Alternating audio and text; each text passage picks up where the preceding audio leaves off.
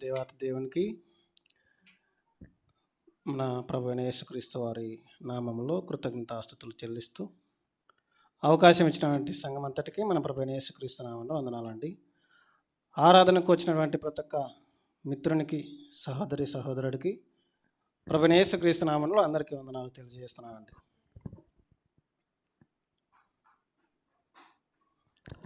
మనము మన తల్లిదండ్రుల దగ్గరికి వెళ్ళి ఒక చిన్న విషయాన్ని చెప్పి నేను సందేశంలోనికి వెళ్తాను.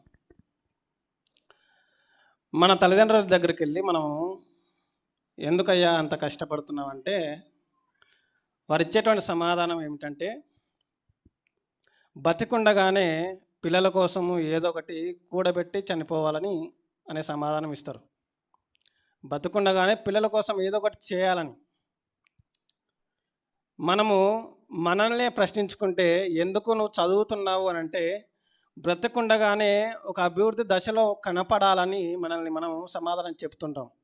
అలాగే క్రైస్తవులమే అయినటువంటి మనము ఏ బోధ యందు నడుచుకుంటున్నామో ఈ లోకంలో ఉన్నప్పుడే, బ్రతికి ఉన్నప్పుడే మనం ఆలోచన చేయాలి. మనం వినేటువంటి బోధ అపోస్తల బోధన, మనం వినేటువంటి బోధ దయ్యపు బోధన అనే పరిశీలన మనం చేసుకోవాలి. అందుకే మనకి ప్రతి ఒక్కరికి దేవుని యొక్క గ్రంథం చేతిలో ఇవ్వబడింది. వారు చెప్పేటువంటి బోధ ఇంతకీ అపోస్తల బోధలో ఉన్నటువంటి బోధన లేదు, దయ్యము చెప్పేటువంటి బోధన అనేది పరిశీలన చేసేటువంటి విజ్ఞత మనకందరికీ దేవుడు ఇచ్చాడు. ఏది చెప్తే అది వింటున్నాము. వింటున్నటువంటి బోధ అపోస్తల బోధ అని అనుకుంటే పొరపాటు. అందుకే ఈ వారం నుంచి అందరూ బైబిల్ తీయండి. అందరు ఈ బైబిల్ తీసి ఈ వారం నుంచి నాకు ఎప్పుడు సమయం దొరికితే అప్పుడు ఆరాధనను గురించినటువంటి విషయాలు మీకు నేర్పించడానికి ప్రయత్నం చేస్తాను. క్రైస్తవులము అయినటువంటి మనము ఎక్కడ నిర్లక్ష్యం చేస్తున్నామంటే ఆరాధన విషయంలో నిర్లక్ష్యం చేస్తున్నాం. మనల్ని మనము ఎక్కడ పరిశీలన చేసుకోవాలంటే, నేను ఆరాధన చేసేటువంటి జీవితము, నేను చేసేటువంటి ఆరాధన యథార్థమైనదా కాదా అని పరిశీలన చేసుకోవాలి. అందుకే ఈరోజు ఒక అంశాన్ని మీకు వివరించడానికి ప్రయత్నం చేస్తాను. నీ ఆరాధనను గురించినటువంటి ఆలోచన చేయు మిత్రమా అని ఆ అంశాన్ని మనం నేర్చుకుందాం. నీ ఆరాధన గురించి ఆలోచించు మిత్రమా అనే అంశాన్ని. మొట్టమొదటిగా ఆరాధన అంటే ఏంటి? ఆరాధన అంటే ఏంటి అంటే దినవృత్తాంత గ్రంథంలో చెప్తున్నటువంటి మాట ఒకసారి చూడండి. దినవృత్తాంతంలో రాసినటువంటి రెండవ గ్రంథము 29వ అధ్యాయం 29వ అధ్యాయము 20 నుంచి 30 వచనాలు రాసుకోండి కావాలంటే. 20 నుంచి 30 వచనాలు. అప్పుడు రాజైన హిజ్కియా పెందలకడ లేచి పట్టణపు అధికారులను సమకూర్చుకొని యెహోవా మందిరమునకు పోయెను అనే మాటను చూడండి. ఎక్కడికి వెళ్ళాడంట? ఎప్పుడు లేచాడంటే పెందలకడ లేచాడట. పెందలకడ లేచి పట్టణంలో ఉన్నటువంటి అధికారులను అందరినీ లేపుకొని, అందరినీ సమకూర్చుకొని యెహోవా మందిరానికి వెళ్ళాడు. దేనికోసం వెళ్ళాడంటే ఆరాధన చేయడానికి. ఆ కింద వచనాలన్నీ చదివితే ఆరాధించిరి తలలు వంచి ఆరాధించిరి అనే మాట మనకు కనిపిస్తుంటుంది. దేనికోసం? రాజైన హిజ్కియా గారు పెందలకడ లేచి దేనికోసం అందరినీ సమకూర్చుకొని వెళ్ళాడు అని అంటే ఆరాధన చేయడానికి. ఆరాధన అంటే ఏంటంటే యెహోవా మందిరంలో, అనగా దేవుని జీవము గల దేవుని సంఘంలో మహోన్నతుని ఆదేశాల మేరకు క్రమబద్ధమైనటువంటి ఆ ప్రవర్తన కలిగి జీవించడమే ఆరాధన. దేవుడు ఎలాగైతే మనకి నేర్పించాడో, దేవుడు ఎలాగైతే దేవుణ్ణి ఆరాధించమని చెప్పాడో ఆ విధముగా చేసేటువంటి ఆరాధననే నిజమైన ఆరాధన అని చెప్పాడు. ఈ దినవృత్తాంత గ్రంథంలో ఆ వచనాలు మీరు మొత్తం చదివితే తలలు వంచి ఆరాధించిరి, తలలు వంచి స్తుతులు చెల్లించిరి అన్నీ అవే చెప్తాడు. మనం నిర్లక్ష్యం చేస్తున్నామా? ఒక్కసారి ఆలోచన చేయండి. అరే ఆరాధన అంటే ఎంత నిర్లక్ష్యం ఎందుకండి? నాకు అర్థం కాదు. దేవుని ఆరాధించమంటే ఆరాధించం, పాటలు అంటే పాడం, ప్రార్థన చేయమంటే చేయం, వాక్యం చదవమంటే చదవం. దేని కొరకు మందిరానికి రాగలుగుతున్నాం? మనం దేవుని యొక్క సంఘంలో ఉన్నప్పుడు పరలోక రాజ్యానికి అంగీకారం మనల్ని దేవుడు అంగీకరించాలి అంటే మనం చేసేటువంటి ఆరాధన దేవునికి అంగీకార యోగ్యంగా ఉందో లేదని పరిశీలన చేసుకోవాలి కదా. అందుకే మొట్టమొదటిగా పరిశీలన చేసుకోవాలంటే మనము ఏ బోధలో నడుస్తున్నామో పరిశీలన చేసుకోవాలి. అపోస్తుల బోధలో 6 విషయాలు ఉంటాయి. అపోస్తుల బోధలో 6 విషయాలు, ప్రాముఖ్యమైనటువంటి 6 విషయాలు ఉంటాయి.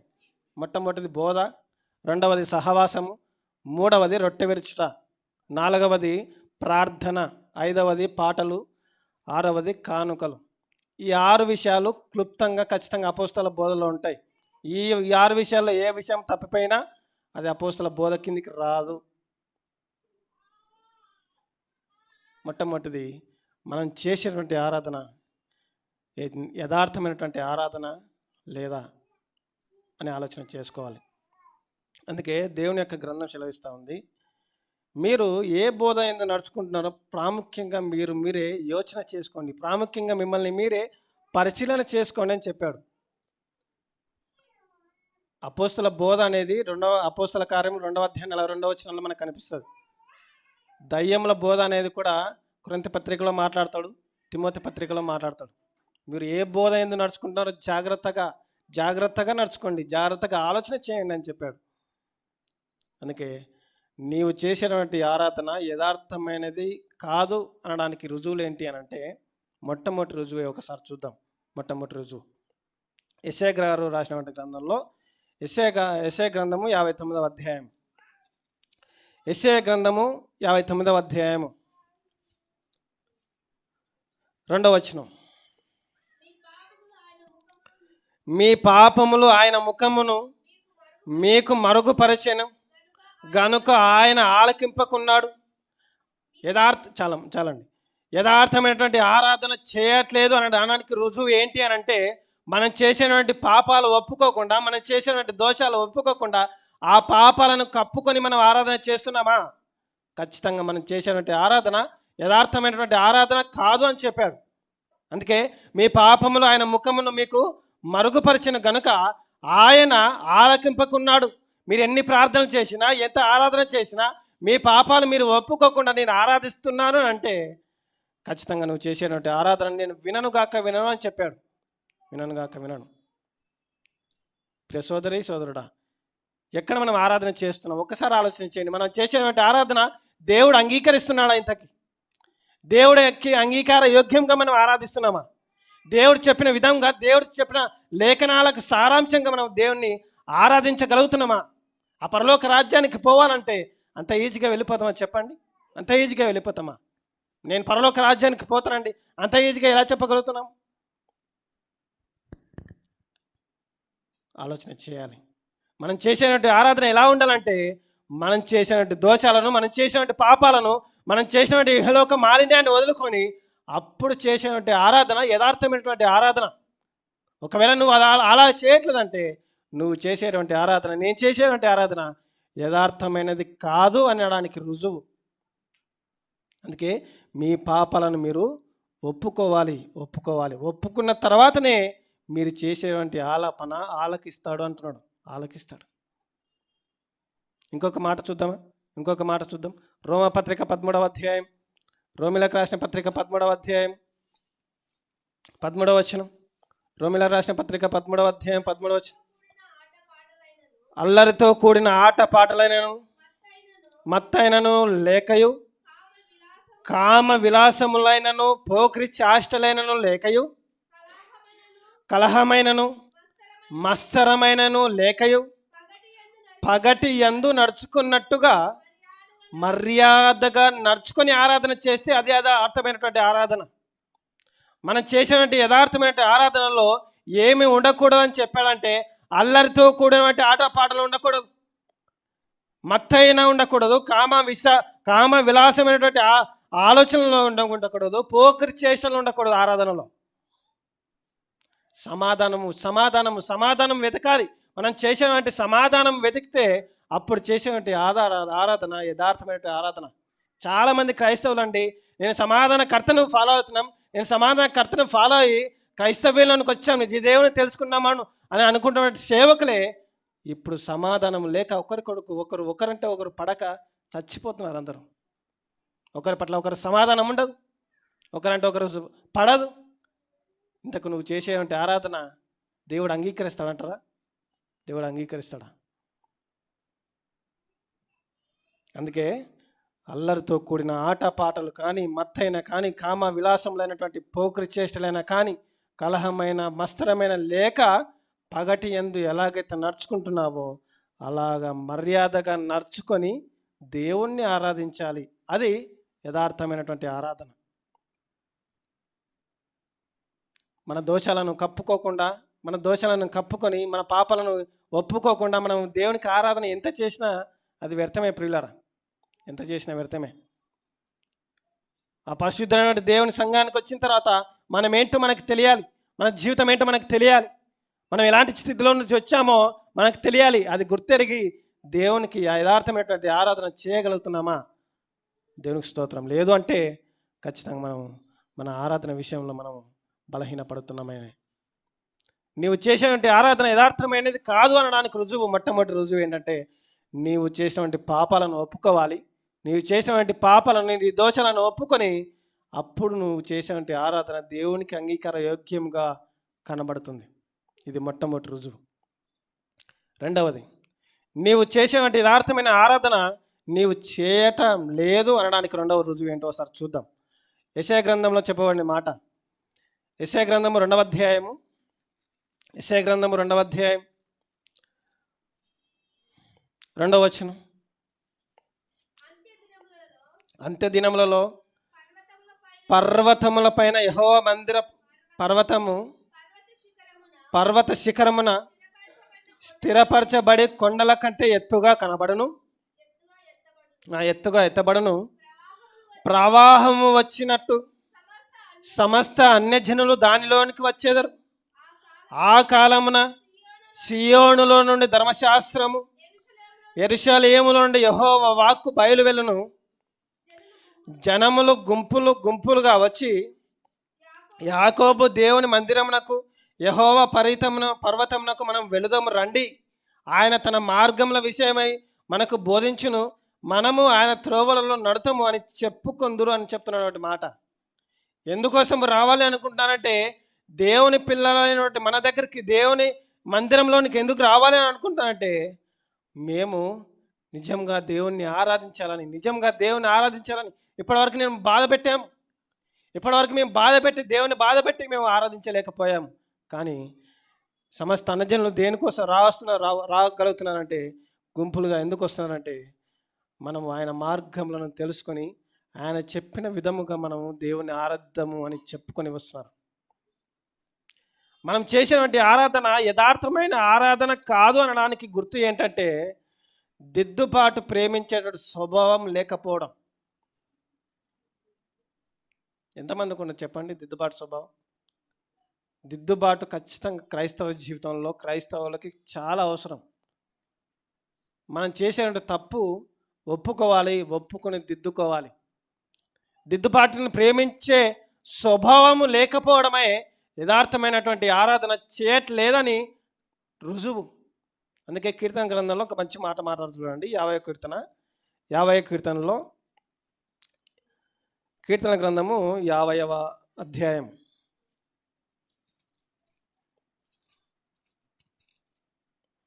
ఒకసారి ఉండండి, 17వ వచనం. దిద్దుబాటు నీకు అసహ్యము కదా, నీవు నా మాటలను నీ వెనుకకు త్రోసివేసేదవు. నీవు దొంగను చూచినప్పుడు వానితో ఏకీభవించేదవు. వ్యభిచారులతో నీవు సాంగత్యము చేసేదవు. కీడు చేయవలనని నీ నోరు తెరచుచున్నావు, నీ నాలుక కపటం కల్పించుచున్నది అని మాట్లాడుతూ, దేవుణ్ణి మరచువారులారా దీన్ని యోచించుకొనడి, లేని ఎడల నేను మిమ్మల్ని చీల్చివేస్తా అని చెప్తున్నాను. చీల్చివేస్తా. దిద్దుబాటు ప్రేమించకుండా నేను చేసిందే కరెక్ట్, నేను చెప్పిందే కరెక్ట్, నేను చెప్పిన బోధనే కరెక్ట్ అని అనుకుంటే దేవుని యొక్క గ్రంథం సెలవిస్తుంది, ఖచ్చితంగా నువ్వు చేసేటువంటి ఆరాధన నేను అంగీకరించను అంటున్నాడు. మనం చేసేటువంటి బోధ పట్ల మనకు దేవుడు ఉత్తీర్ణత ఇవ్వాలి. ప్రజలు కాదు, ప్రజలు జయకొట్టడం కాదు, దేవుడు మెచ్చుకోవాలి. ఈ సోషల్ మీడియా వచ్చినప్పుడు దరిద్రం అదే. ఈ సోషల్ మీడియా ఎప్పుడైతే వచ్చిందో మన జీవితాలు అప్పుడే నాశనమైన అంటే అసలు మనం వింటున్నటువంటి బోధ బైబిల్లో ఉందా లేదని విశ్వాసులు ఆలోచించరు, విశ్వాసులు చదవరు. వారికి జయగొట్టడం, వీరు జయగొట్టడం, దేవుణ్ణి మహిమపరచలేకపోతున్నారు చాలామంది. కాబట్టి ప్రియ సోదరి సోదరుడా, నీవు చేసేటువంటి ఆరాధన యథార్థమైనటువంటి ఆరాధన కాదు అనడానికి రుజువు ఏంటంటే దిద్దుబాటు ప్రేమించేటువంటి స్వభావము నీ జీవితంలో లేకపోవడమే. ఇంకొక రుజువు ఏంటంటే వాత వేయబడినటువంటి మనస్సాక్షి గలవారై తప్పులను సమర్థించుకోవడము. అలా సమర్థించుకునేటువంటి మనము ఆరాధన చేసినటువంటి మన ఆరాధన దేవుడు అంగీకరించాడు. అది యథార్థమైనటువంటి ఆరాధన కాదు. అందుకే ఒకసారి చూడండి, రోమపత్రికలో మాట్లాడుతున్నట్టు రోమపత్రిక 2వ అధ్యాయం 15వ వచనంలో, రోమపత్రిక 2వ అధ్యాయము, అట్టి వారి మనసాక్షి కూడా సాక్ష్యం ఇచ్చుచుండగను, వారి తలంపులు ఒకదాని మీద ఒకటి తప్పు మోపుచు లేక తప్పు లేదని చెప్పుచుండగను ధర్మశాస్త్ర సారము తమ హృదయంలో యందు వ్రాయబడినట్టు చూపుచున్నారు అని చెప్తున్నాడు. అట్టి వారి మనసాక్షి అంటే పైన చెప్తున్నటువంటి మాట, అన్నజనులు ధర్మశాస్త్రం లేక ప్రవర్తించు వారితే వారి యొక్క స్వభావం రీత్యా వారికి తీర్పు తీరుస్తా అని చెప్తున్నాడు. ధర్మశాస్త్రం ఉన్నప్పుడు ధర్మశాస్త్రం ప్రకారంగా జీవితాన్ని కొనసాగిస్తే ఆ ధర్మశాస్త్రం ప్రకారంగా మీ తీర్పు ఉంటుందంట అంటున్నాడు. పాత నిబంధనలో చెప్తున్నటువంటి మాట, అట్టి వారి మనస్సాక్షి కూడా సాక్ష్యం ఇచ్చుచుండగను, వారి తలంపులు ఒకదాని మీద ఒకటి తప్పు మోపుచున్నా తప్పు లేదని చెప్పుచుండగను ధర్మశాస్త్రం అంతా మా జీవితంలో నెరవేరుతుందని చెప్తున్నటువంటి వారి యొక్క ఆరాధన దేవుడు అంగీకరించాడు అంటున్నాడు. మాకే బైబిల్ పైన పట్టుంది అనుకునేటువంటి వారి యొక్క ఆలోచన విధానం మారాలి పిల్లలు. దేవుని యొక్క గ్రంథం అనేది మహాసముద్రం లాంటిది. అది ఎంత తెలుసుకోవాలని ప్రయత్నించినా మనకి ఇంకా నేర్చుకోవాలని ఆలోచనే ఉండాలి తప్ప మాకు బైబిల్ అంతా తెలుసండి అని అనుకునేటువంటి వారు పొరబడుతున్నారనే లెక్క. బైబిల్ అంతా ఎవరికి తెలియదు. అందుకే వాత వేయబడిన మనస్సాక్షి అంటారు దీన్ని, వాత వేయబడిన మనస్సాక్షి. తిమోతి గారు రాసినటువంటి పత్రికలో మాట చూడండి, ఇదే మాట మాట్లాడతాడు. తిమోతి గారు రాసినటువంటి మొదటి పత్రిక 4వ అధ్యాయం, మొదటి పత్రిక 4వ అధ్యాయము 3వ వచనంలో ఆ అబద్ధికులు వాత వేయబడిన మనస్సాక్షి గలవారై వివాహము నిషేధించుతూ సత్య విషయమై అనుభవ జ్ఞానము గల విశ్వాసులు కృతజ్ఞతాస్తుతులు చెల్లించి పుచ్చుకుని నిమిత్తము దేవుడు సృజించిన ఆహార వస్తువులను కొన్నింటిని తినటం మానవలని చెప్పుచుందురు అనే మాట చూడండి. వాత వేయబడినటువంటి మనస్సాక్షి గలవారై, వాత వేయబడినటువంటి మనస్సాక్షి. ప్రియ సోదరి సోదరుడా, మనం చేసేటువంటి ఆరాధన యథార్థమైనదా కాదా అనేది మనం ఖచ్చితంగా పరిశీలన చేసుకోవాలి. బతుకున్నప్పుడే దేవునికి అంగీకార యోగ్యంగా నేను చేసేటువంటి ఆరాధన దేవుడు అంగీకరిస్తున్నాడు. ఇంతకి ఏదో పెదవుల ద్వారా నోటి ద్వారా మనం పలుకుతున్నటువంటి మాటలు దేవుడు అంగీకరిస్తాడంటరా. ఇది రెండవ రోజు. మొట్టమొదటిది ఏంటంటే మన దోషాలను కప్పుకొని, మన దోషాలను ఒప్పుకోకుండా, పాపములను ఒప్పుకోకుండా, ఇహలోక మాలిన్యాన్ని అంటుకొని మన జీవితాన్ని మనం చేసినటువంటి ఆరాధన దేవుడు అంగీకరించాడు. అది నిజమైన యథార్థమైన ఆరాధన కాదు అనడానికి ఒకటి రుజువు అయితే, రెండవది ఏంటంటే దిద్దుబాటుని ప్రేమించే స్వభావము మన జీవితంలో లేకపోవడమే. ఇది రెండవ రుజువు. మూడవది చూడండి, మూడవది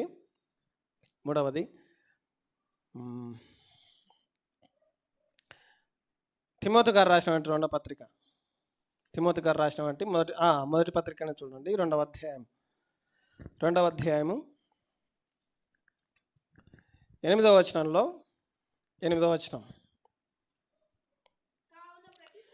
కావున ప్రతి స్థలమందును పురుషులు కోపమును సంశయమును లేనివారై పవిత్రమైన చేతులెత్తి ప్రార్థన చేయవలనని కోరుచున్నాను.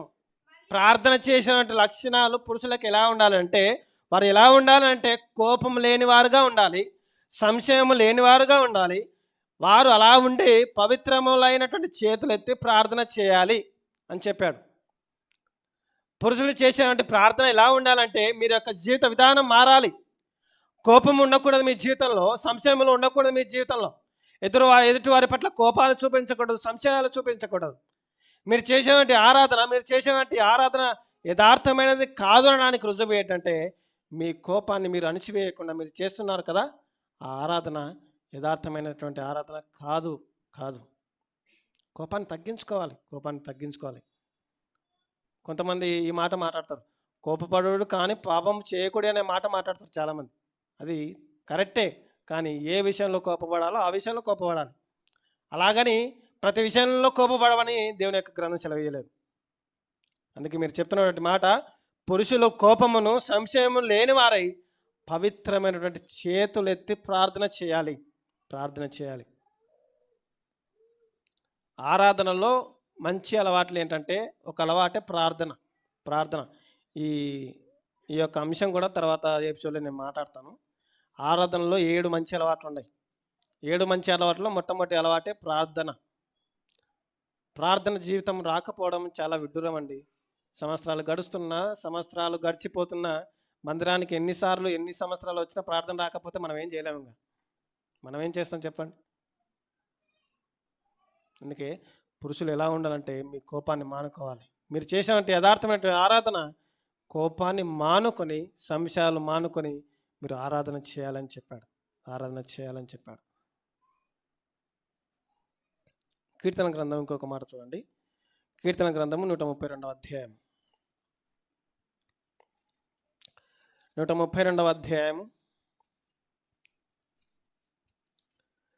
9వ వచనం. నీ యాజకులు నీతిని వస్త్రము వలె ధరించుకొందురుగాక, నీ భక్తులు ఉత్సాహగానము చేదురుగాక అని మాట్లాడుతూ 16వ వచనం చూడండి. దాని యాజకులకు రక్షణ వస్త్రముగా ధరింపచేసేదను, దానిలోని భక్తులు బిగ్గరగా ఆనందము చేసేదరు.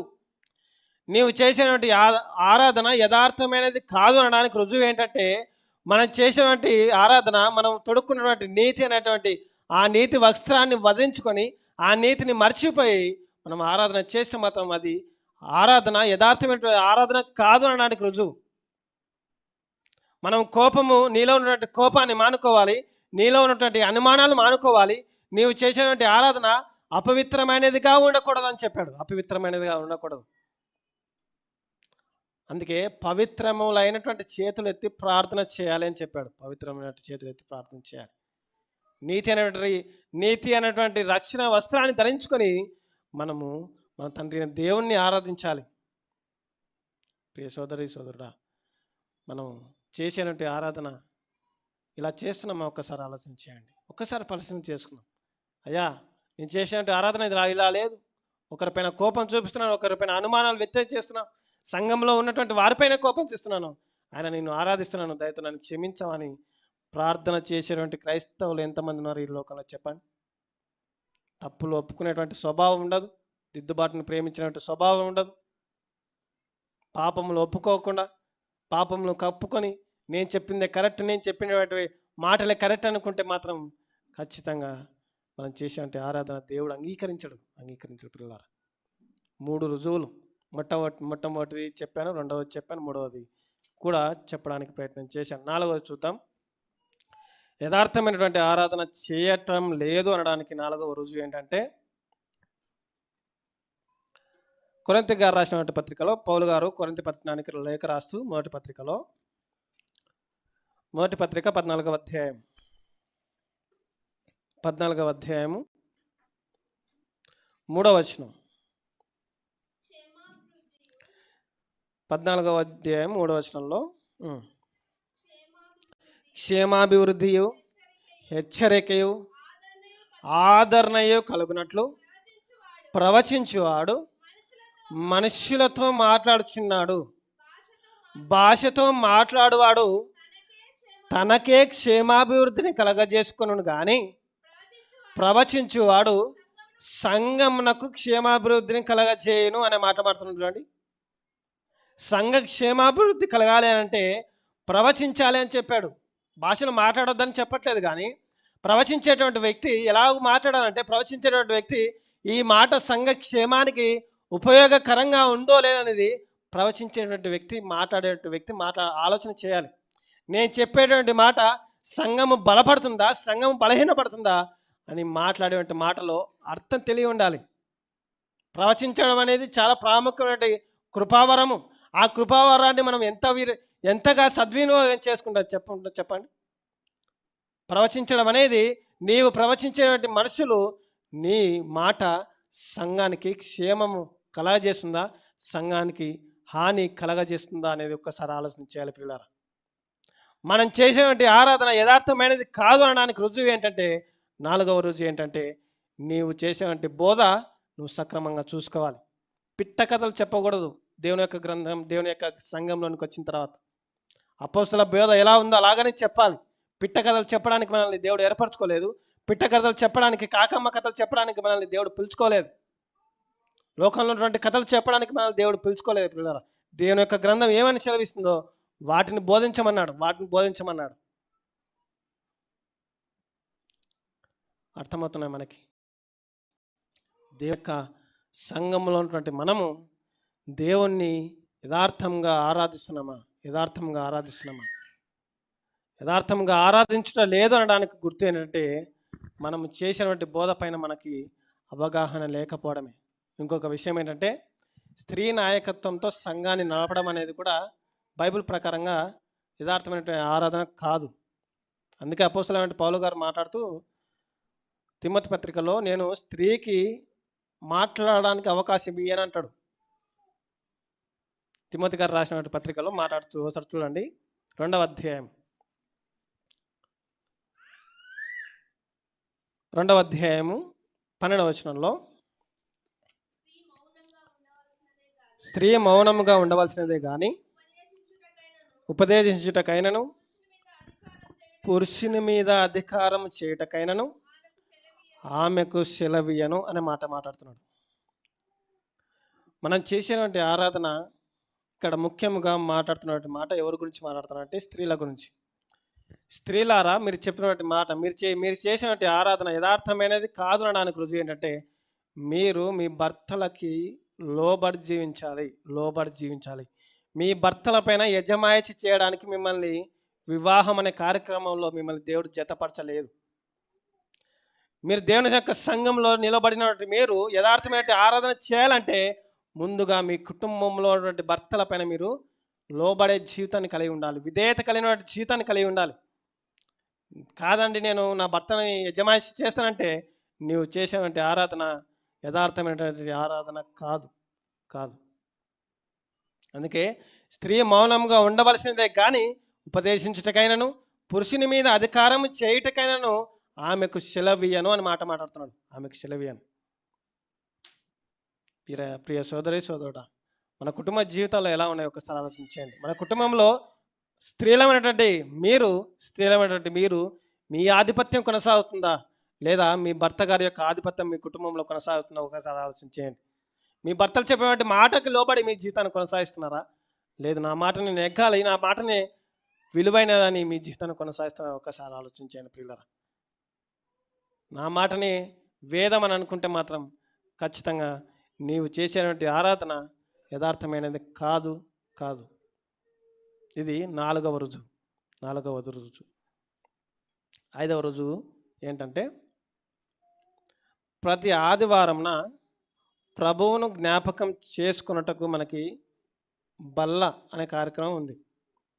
మనం మాట్లాడుకుంటే సందేశం కూడా ఇది. ప్రతి ఆదివారంన బల్ల తీసుకునే కార్యక్రమం ప్రతి ఒక్కరికి తెలుసు.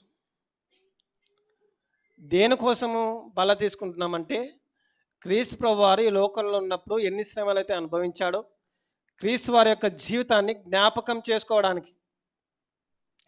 ఆ జ్ఞాపకం చేసుకోవడానికి మనము ఎందుకు కూడుకుంటామంటే, దేవుని యొక్క గ్రంథం సెలవిస్తూ ఉంది, దేవుని యొక్క బల్లను, ఆయన యొక్క జీవితాన్ని జ్ఞాపకం చేసుకోమని చెప్పాడు. ఇది జ్ఞాపకం చేసుకోకుండా మనం చేతులు వేస్తున్నటువంటి మనము మన జీవితాన్ని ఒక్కసారి పరిశీలన చేసుకోవాలి. అజ్ఞానంగా అయోగ్యముగా మనము చేతులు వేయకూడదు. అయోగ్యముగా చేయి వేస్తే మనల్ని మనమే శిక్షకు పాత్రలను చేసుకుంటామని చెప్పింది వాక్యం. మనం యథార్థమైనటువంటి ఆరాధన చేయట్లేదు అనడానికి రుజువు ఏంటంటే బల్లలో చేయి వేయకపోవడం కూడా యథార్థమైనటువంటి ఆరాధన కాదు.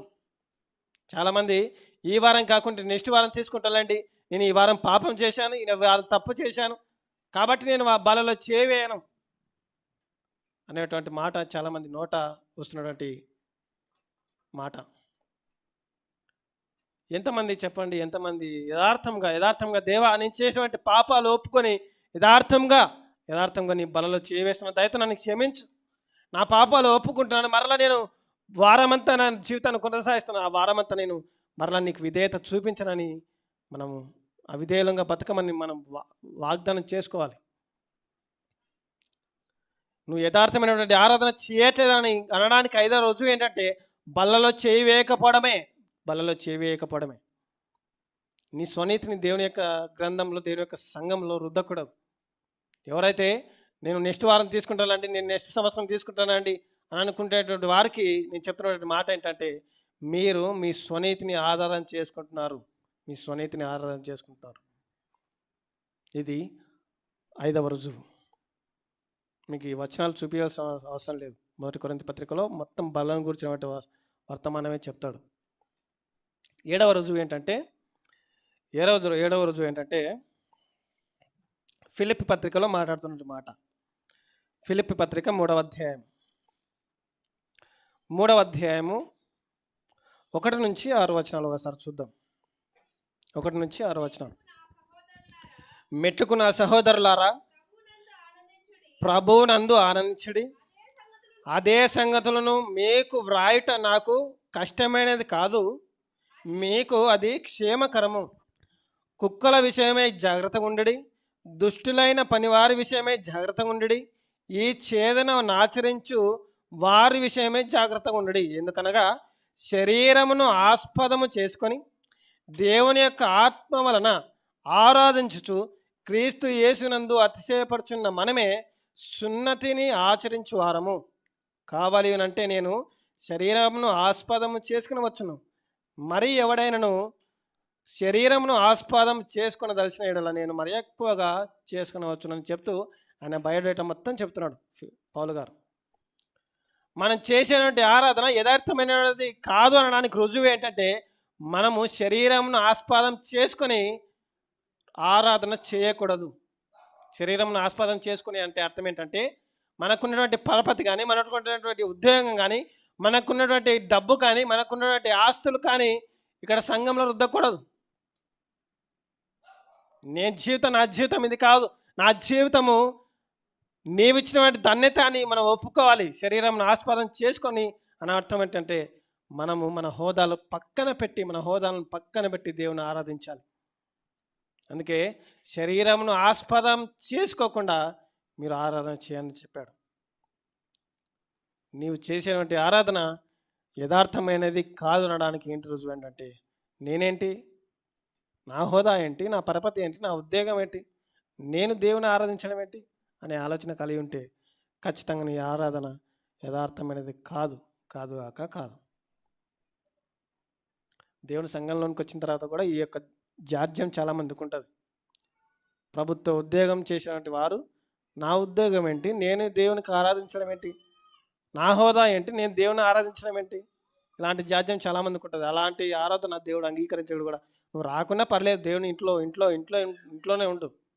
దేవుని యొక్క సంఘానికి వచ్చి నువ్వు చేసేటువంటి ఆరాధన ఎవరి కోసం చేస్తున్నావు చెప్పండి. మన హోదాలు, మన పరపతులు, మన ఉద్యోగాలు ఇంటి దగ్గరనే వదిలేసి దేవుని యొక్క సంఘానికి రావాలి. దేవుని యొక్క సంఘంలో మనల్ని చూపించుకోవడానికి రాకూడదు. మనల్ని పుట్టించినటువంటి ఆయన ఏమై ఉన్నాడో, మనల్ని పుట్టించినటువంటి ఆయన మనకి ఏం ధరించి ఉన్నాడో, ఏ ఉద్యోగం అయితే ఇచ్చాడో ఆ ఉద్యోగాన్ని ఇంటి పెట్టుకు రావాలి. కానీ ఆ ఉద్యోగాన్ని వంక పెట్టుకొని నువ్వు దేవుని ఆరాధిస్తావంటే దేవుడు ఆ ఆరాధనను అంగీకరించాడు. నీకు పుట్టించింది ఆయన్ని, నీకు ఉద్యోగాన్ని ఇప్పించింది ఆయన్ని, నీకు కుటుంబాన్ని ఇచ్చింది ఆయన్ని. అవి వంక పెట్టుకొని నువ్వు దేవుని ఆరాధిస్తున్నావు అంటే దేవుని నువ్వు మహిమపరిచినట్టు కాదు ప్రియులారా. అందుకే యథార్థమైనటువంటి ఆరాధన చేయట్లేదు అని గల కారణం ఏంటంటే శరీరమును ఆస్పదం చేసుకుని నీవు చేసే ఆరాధన అలా ఉండకూడదు అని చెప్పాడు. అలా ఉండకూడదు. అలా చేసుకుంటే శరీరంను ఆస్పదం చేసుకుని ఆరాధన చేస్తే పౌలు గారు మొట్టమొదటి స్థాయిలో ఉంటాడు. ఎందుకంటే ఆయనకున్నటువంటి హోదా మామూలు హోదా కాదు. ఆయనకున్నటువంటి పరపతి, ఆయనకున్నటువంటి డబ్బు ఎవరికి ఉండదు. ఆయనకున్నటువంటి జ్ఞానం ఇప్పుడు ఎవరికి ఉండదు. ఆయన కూడా ఆయన ఎంత తగ్గించుకొని ఆరాధన చేస్తారు చెప్పండి. ఎంత తగ్గించుకొని, నాకున్నటువంటి వాటిని అన్నిటినీ నేను పెంట కుప్పతో పోల్చుకుంటా అంటాడు. పెంట కుప్పతో. మనకి ఏం లేకపోయినా అది ఉంది ఇది ఉంది అని మాట్లాడతాం. ఒకవేళ అలాంటి ఆరాధన అయితే దేవుడు అంగీకరించాడు. దేవుడు అంగీకరించాడు. లాస్ట్ ఒకటి చెప్పేసి నేను ముగిస్తానండి. ముగిస్తాను. లూకాసు వార్త 17వ అధ్యాయం 6వ రుజువు ఒకసారి చూడండి. యథార్థమైనటువంటి ఆరాధన చేయటం లేదు అనడానికి రుజువు ఏంటో ఒకసారి చూద్దాం. లూకాసు వార్త 17వ అధ్యాయము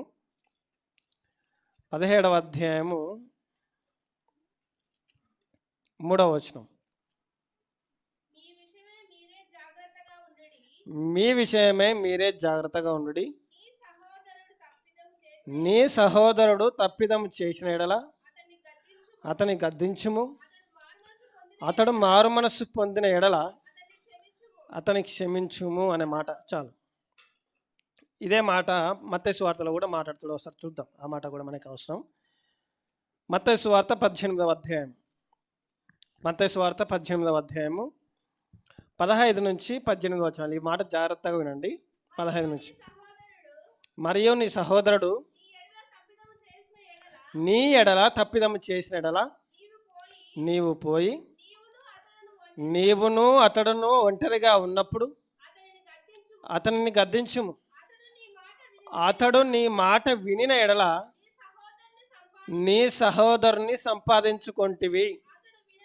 అతడు వినని ఎడల 2 సాక్షుల నోట ప్రతి మాట స్థిరపరచబడినట్లు నీవు ఒకరిని 2 వెంట పట్టుకొని అతని యొద్దకు పొమ్ము అంటే చాలు. నీవు యథార్థమైనటువంటి ఆరాధన చేయటం లేదు అనడానికి రుజువు ఏంటంటే, వ్యక్తిగతంగా మాట్లాడవలసినటువంటి మాటలు బహిరంగంగా మాట్లాడుతున్నామంటే అది చేసేటువంటి ఆరాధన, నీవు చేసేటువంటి ఆరాధన యథార్థమైనది కాదు.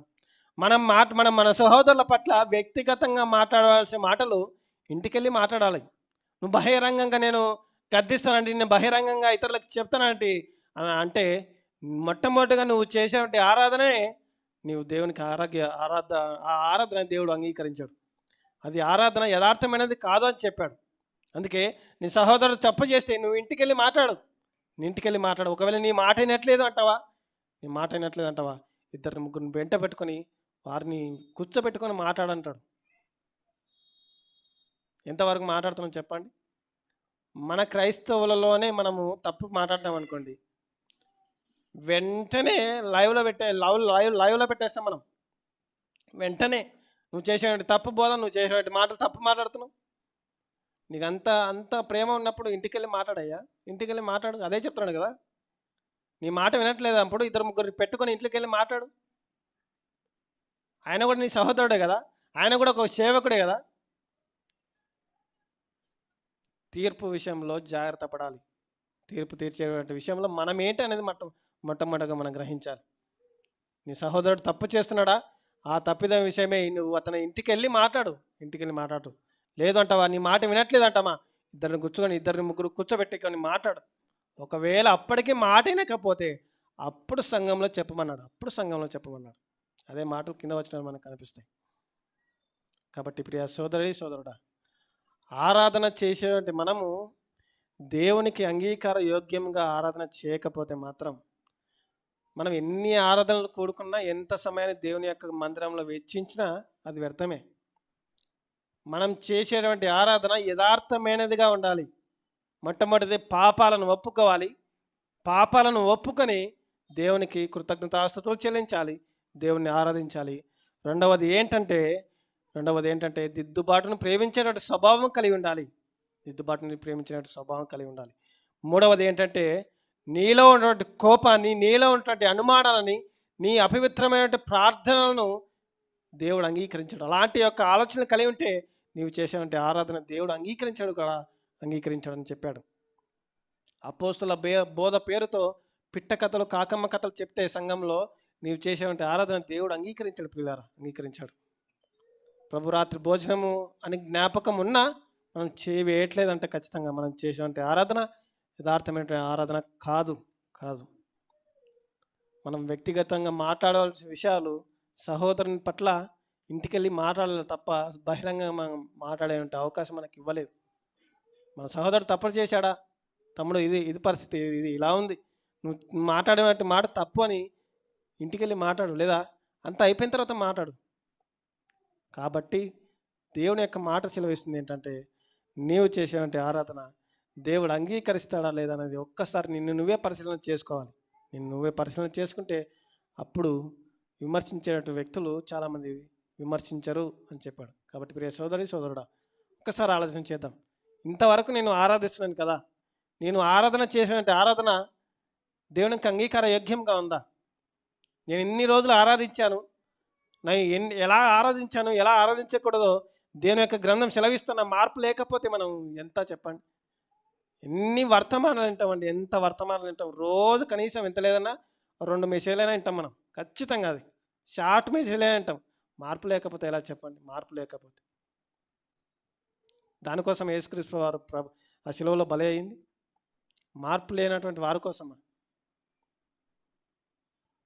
కాబట్టి ఒక్కసారి ఆలోచించే, ప్రభు బలలో చేసినటువంటి మనము మన జీవితం ఏంటో, మనం చేసేటువంటి ఆరాధన దేవునికి యథార్థమైనదిగా ఉందా లేదా అనేది ఒకసారి పరిశీలన చేసుకుని ఈ ప్రభు బలలో చేయవలసిందే మనం చేస్తూ కొద్ది మాటలు నేను ముగిస్తున్నానండి. ప్రార్థన చేసుకుందాం. మమ్మల్ని మిక్కిలిగా ప్రేమించిన మా ప్రియ పరలోకమున మా కన్న తండ్రి, మీ ఉన్నతమైన ఘనమైన శ్రేష్టమైన నామమునకు కృతజ్ఞతాస్తుతులు స్తోత్రం చెల్లిసిన ప్రభువా, నిజమే దేవా, మేము చేసేటువంటి ఆరాధన మీకు యోగ్యంగా లేదేమో.